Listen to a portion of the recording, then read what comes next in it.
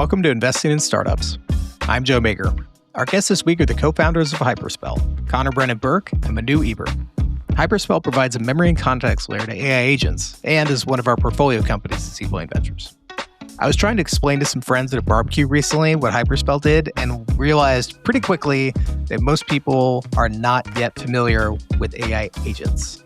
So I thought it'd be great for listeners to have the guys come on to talk about AI agents, the evolution of AI, context, open source software, why Combinator, and how Manu once bought a .ai domain name by a fax machine. Please enjoy. Guys, thanks for coming on the show. Thanks for having us. It's great to be here, Joe. It should be fun. We'll talk about AI and agents, but I thought a fun place to start would be to ask Manu about his experience of buying a .ai domain name via fax machine and whether this is a true story and how it went down. That is a true story from a very different time. I think that was 2014 or so. And I just started my first company, which was an AI. We didn't call it AI back then. It was natural language processing and machine learning consulting firm.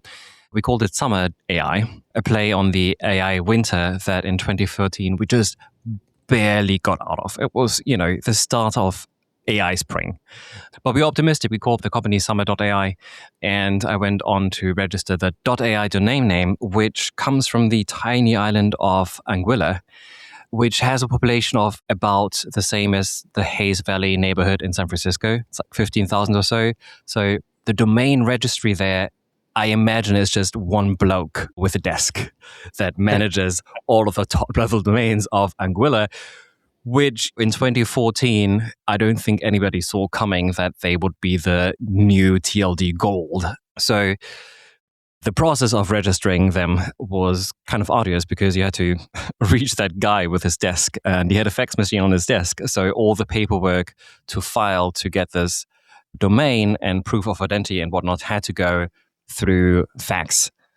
And I registered my first domain, Summer.ai, and kind of went on a binge and thought, well, which other .ai domains do we have for sale here? So I was a proud owner of Drunk.ai, which hosted my first drunk chatbot, which just was a chatbot that pretended to be drunk. I had a few other ones, Babbage, after Charles Babbage, who built the first mechanical computer. In hindsight, I sold them off all way too early. Somebody was offering me a good 5x multiple on my investment, and I thought, that's fantastic. I'll take that. And now I could have sold a few of them for several hundred thousands. That's a good story. Conor, can you explain to listeners where AI as they know it, which I'd say like ChatGPT, Gemini, ends, and where AI agents begin? Absolutely. Happy to dive in, Joe. The first thing I'll share an anecdote. When the term agent was gathering strength online, somebody said, whoever renamed bots to agents is a marketing genius. And I think the key difference here is, you think about the models that you interact with every day, ChatGPT, Gemini, Claude. These are like having a really smart person you can talk to. You ask a question, they answer it. Maybe they have some search. Maybe you can upload a document and answer questions about that. But it's fundamentally question and answer, call and response.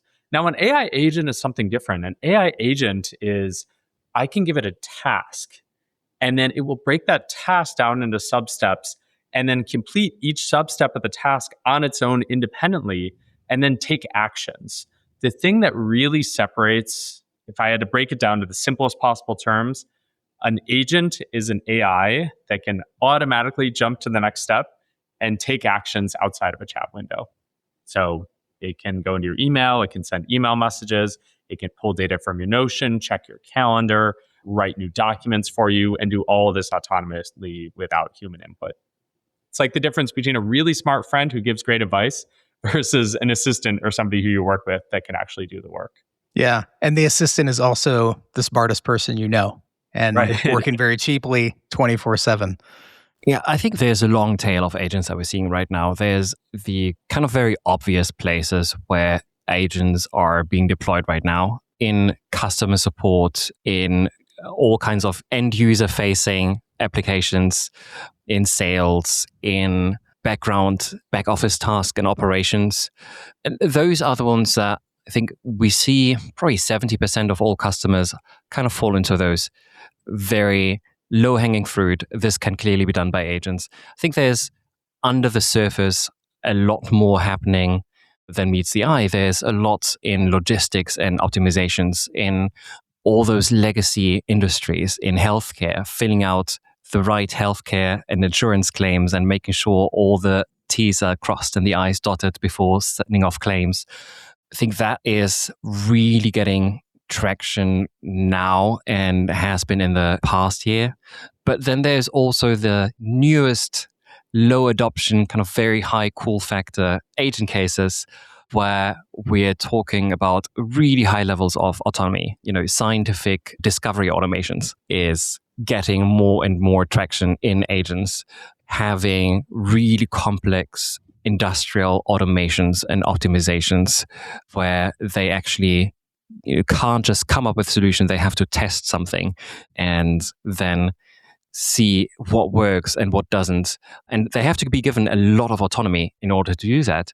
I think what we are pushing up against is not just the capability of the agents, but the trust that we place in them and in the systems that we have around them. Like, do I trust my agents to talk to a customer when it comes to, I don't want them to make them a special pricing offer. I just want to talk to them. Yeah, sure. Do I trust my agents to fill out a support ticket? Cool. A healthcare claim? Maybe. Do I trust them to just set my roadmap for me? Probably not quite yet. So I think as the trust increases, we see the adoption increase. And the trust increase is partly a function of their capabilities, but also our level of being able to verify what they're doing, to monitor what they're doing, to make sure that they're only doing what they were doing and don't go rogue. Conor, to bring it back, could you tell listeners what is Hyperspell? And can you talk about the origin story of the company? More than happy to. So Hyperspell is the memory and context layer for AI agents. And so the origin story of this company is, we talked about what agents are and how they work. We started off building our own AI agent. And so Manu and I were building, it's like a chief of staff agent, specifically helping product managers so it could do things like create linear tickets for your team, take documents from one format and then change it into another, create the exec summary or create a slide deck that you can present to the board, taking customer feedback, turning that into tickets. But in the process of setting up this agent, we realized there's a fundamental flaw and limitation in LLMs. Is LLMs have something called the context window, which is there's only so much information it can hold in its head at once.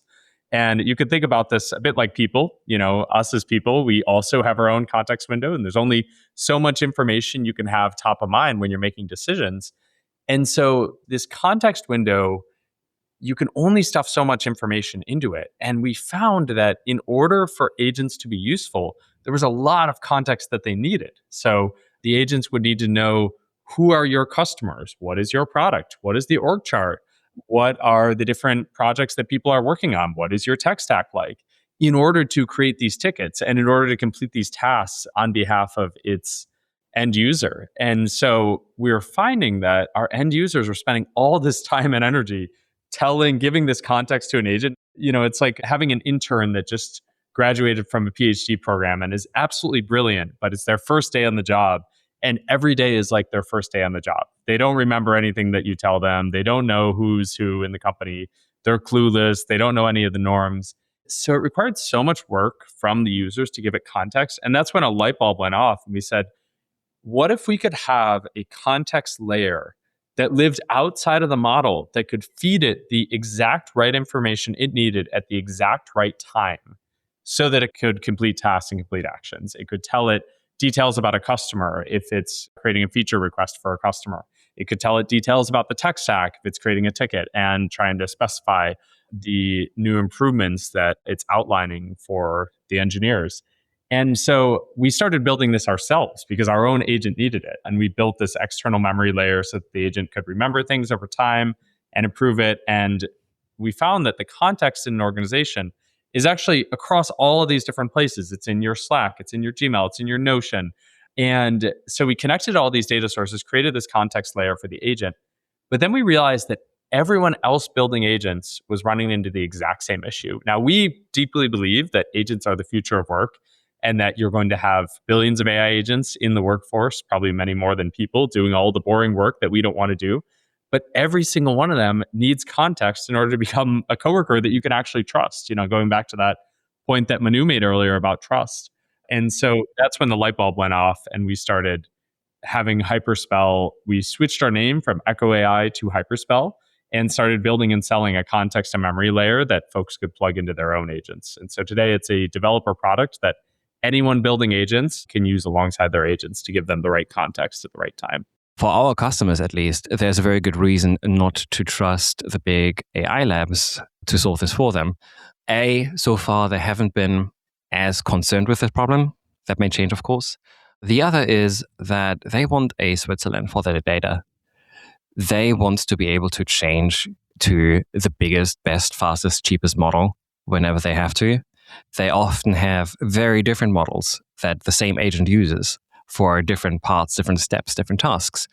You don't want to be locked into an ecosystem. You don't want to lock all of your company knowledge to one ecosystem because of that. And that is one of the main reasons that people want to still maintain more control of their context, not getting locked in, and solving those three problems of context, capability, and verification independently from each other, because they don't have to be all coupled, and you get better results if you use the right tool for the right job there. Yeah, I think on the capability side, I'm reminded of this study that I saw a while ago that 6% of Americans think they could take a bear in a fight, and another 17% think they could take a chimp. And I'm just reminded of critiques of LLMs and hallucinations. And it's like, oh, they hallucinate. I'm like, 17% of us think that we could take a chimp in a fight. Objectively, none of us could take a chimp in a fight. I mean, maybe Brock Lesnar could take a chimp in a fight, but like a normal person, this is not a thing that's going to happen. And sometimes I think we overshoot on our own competence and undershoot on what machines are capable of, like driverless cars, and the safety of them at this point would probably be another point to that. And I guess, Conor, to you, I saw a Slack study recently that 40% of the people they surveyed, so these are people with desk jobs, haven't used AI at all. So not even like agents, but not using AI. And only 20% of the people they surveyed use it every day.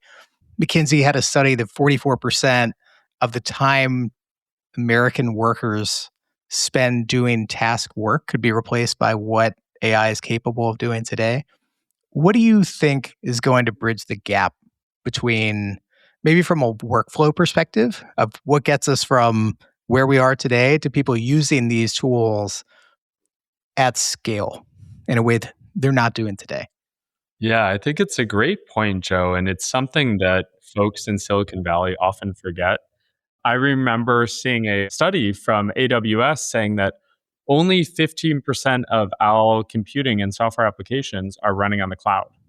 That means 85% aren't, and that's a technology that's been around for 20 years. There's still many people in the world that don't have internet access. Maybe like half the world's population doesn't have internet access. And so I think this, like every other technology, is going to take time to diffuse through the population.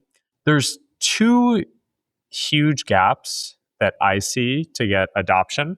The first one is kind of mindset approach to it. I think for a lot of people, I was in an Uber the other day and my Uber driver said, oh, I got laid off from this company.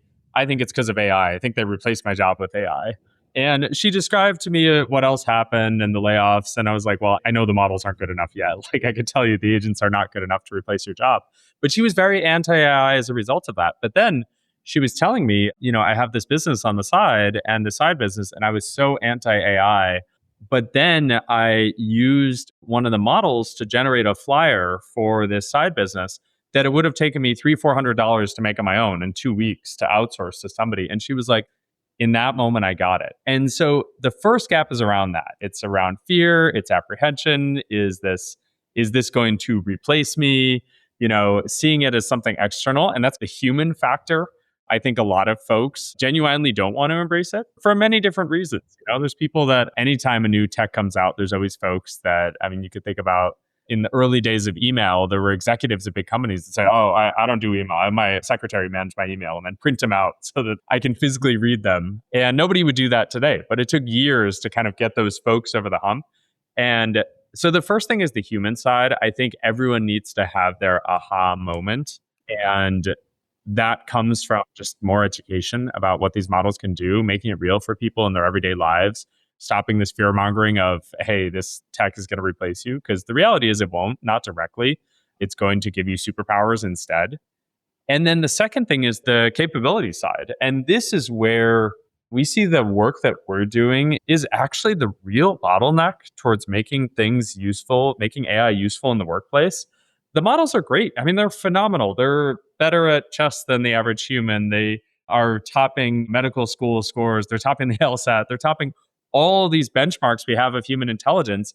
But you give it a basic task at work and it's like you need to handhold it and babysit it. And our thesis is a huge reason why is because they don't have context and they aren't trained on your personal data. They don't live in your micro world, which is very different than the data they've been trained on. And so part of the reason that Manu and I want to work on this problem of giving memory and context to agents is because we see this as the bottleneck. Once AI is personalized to you and isn't just solving some benchmark out there and actually knows your work and can deliver it well, that's when you actually see value from it. And I think that's when most people in the workforce will be able to try out and see how useful these models are. But we're not there yet. And Hyperspell, we believe, is going to be a big piece of solving that.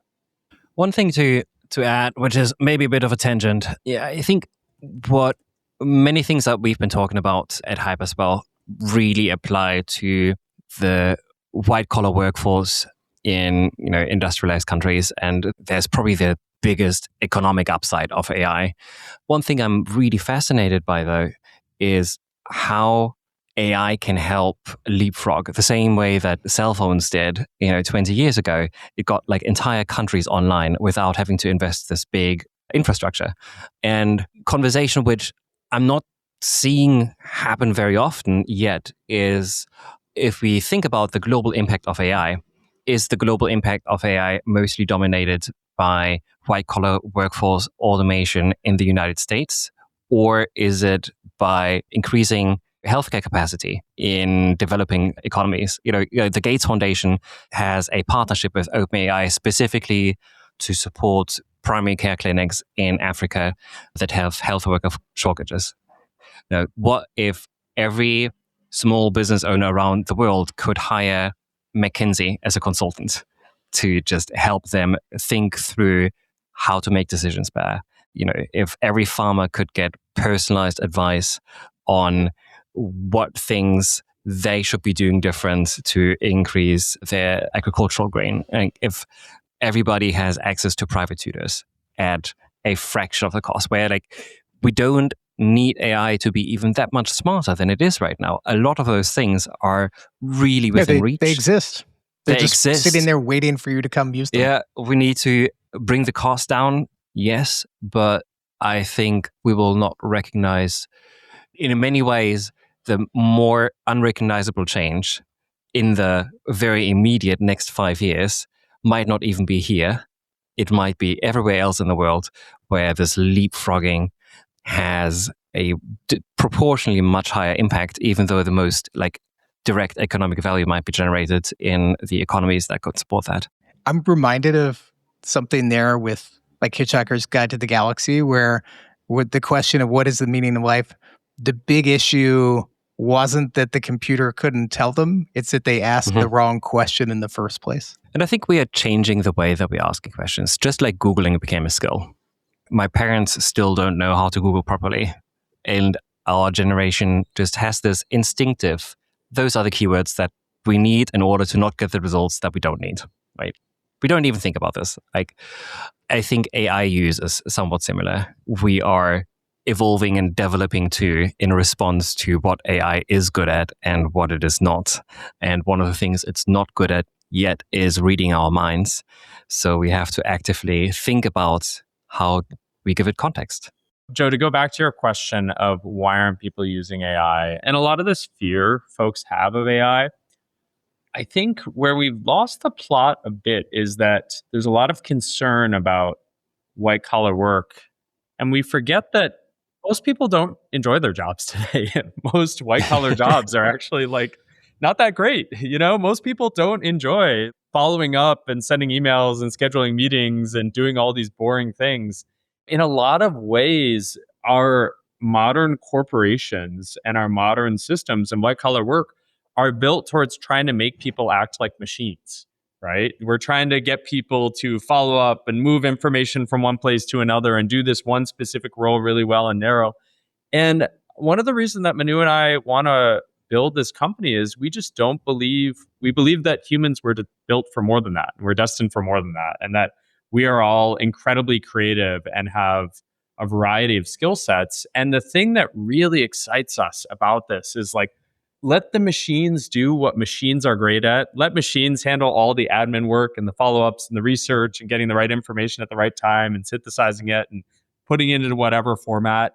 And let humans do the creative, interesting, fun work. Every one of us can be the boss doing the interesting things and commanding a team of AI agents and telling them the direction to go in. And in some ways, there are fewer, easier answers. It requires you to think more and be more creative and ask the right questions and know how to tackle the right things. But in others, it's like, this is the freedom we've all been looking for. And how many social movements have been started because people hated what they've been forced into through industrialization of being in this narrow frame of work. And now there's this opportunity for AIs to be the ones ferrying information back and forth inside of companies. Right now, human organizations spend so much time and effort and energy just breaking down silos and sharing information and sending emails and updating and status updates and meetings. We all hate these things.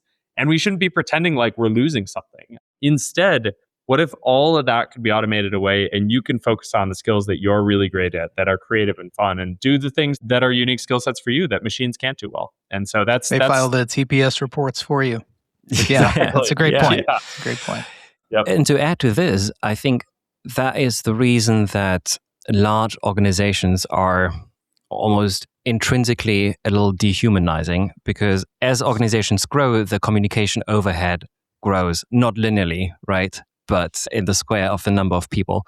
So you spend so much more time just shuffling information around. And I think one of the breakthroughs in the last century of organizational structure is to have all those processes, to file your TPS reports, to punch in, go to your cubicle, log out, send reports left and right. And it's not how humans want to work, right?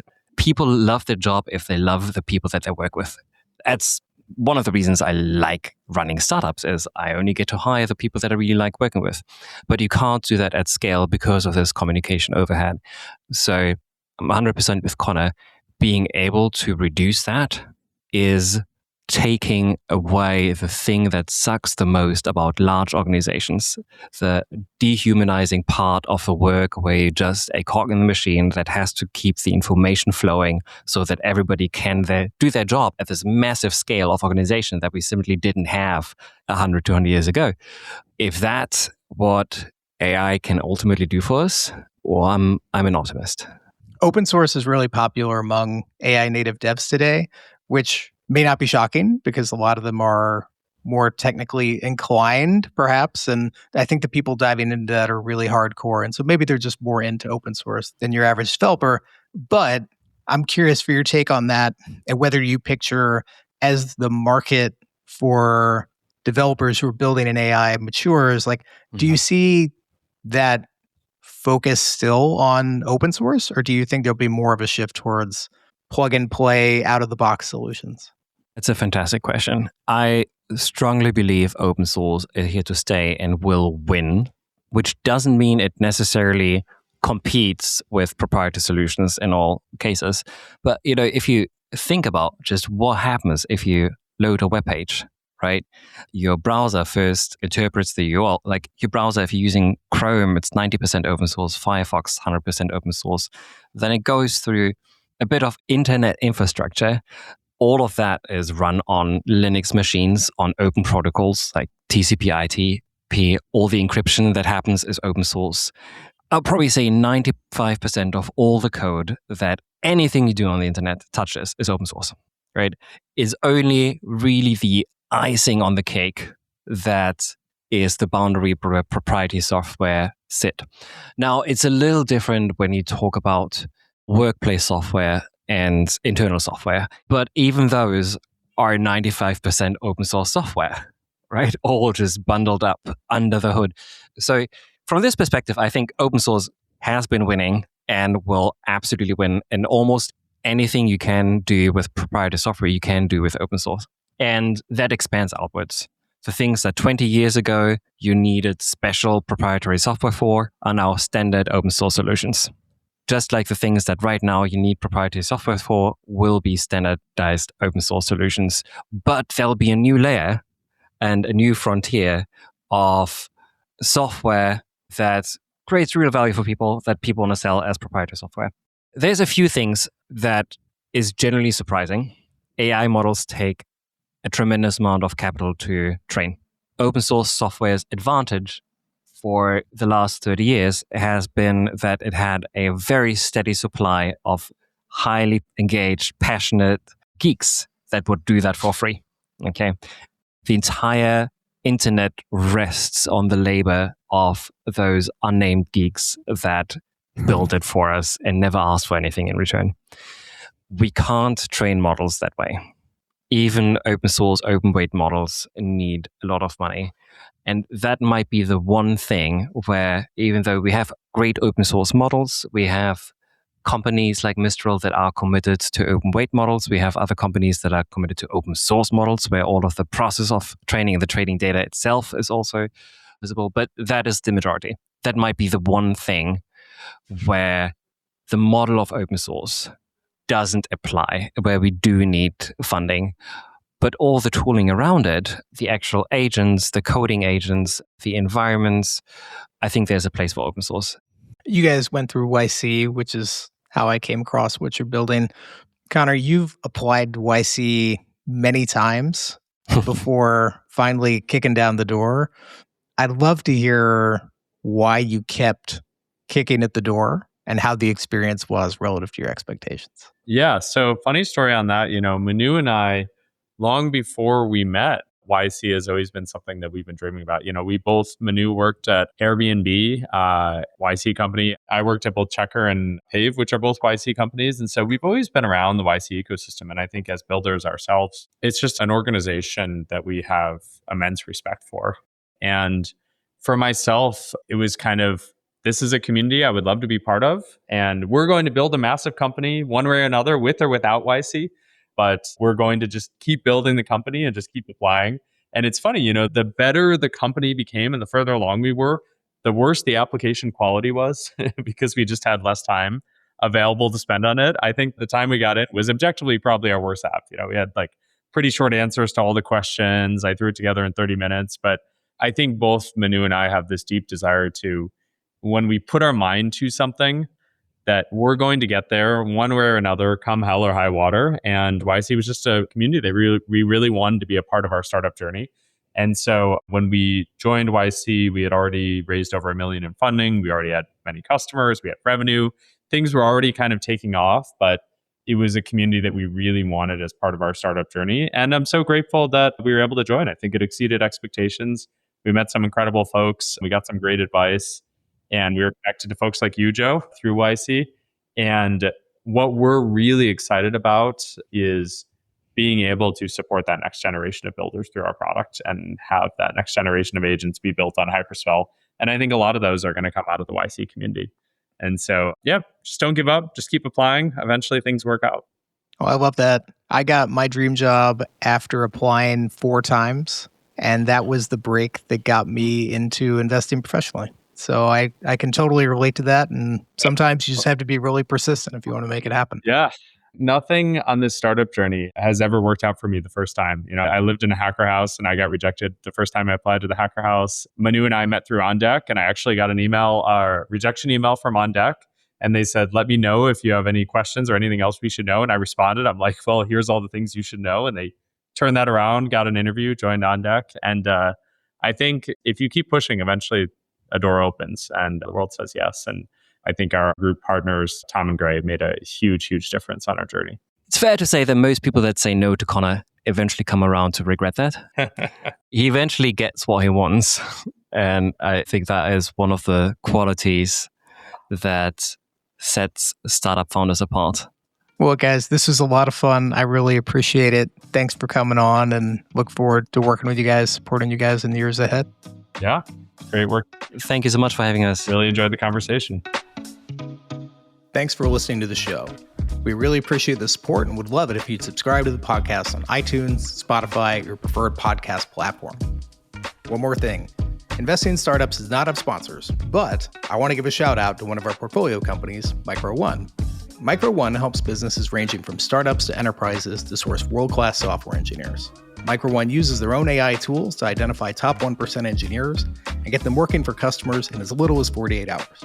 And if Micro One could help one of the largest AI companies in Silicon Valley hire 250 engineers in 30 days, they can probably help you too. If you'd like to learn more, visit microone.ai, and thanks for listening. Joe Mager is the founder and managing partner of Seaplane Ventures. The content here is for informational purposes only and should not be construed as investment, legal, or tax advice. The opinions expressed by guests are their own and do not reflect the views of Seaplane Ventures. Our host, guests, and clients may hold investments discussed in this podcast. Please invest responsibly.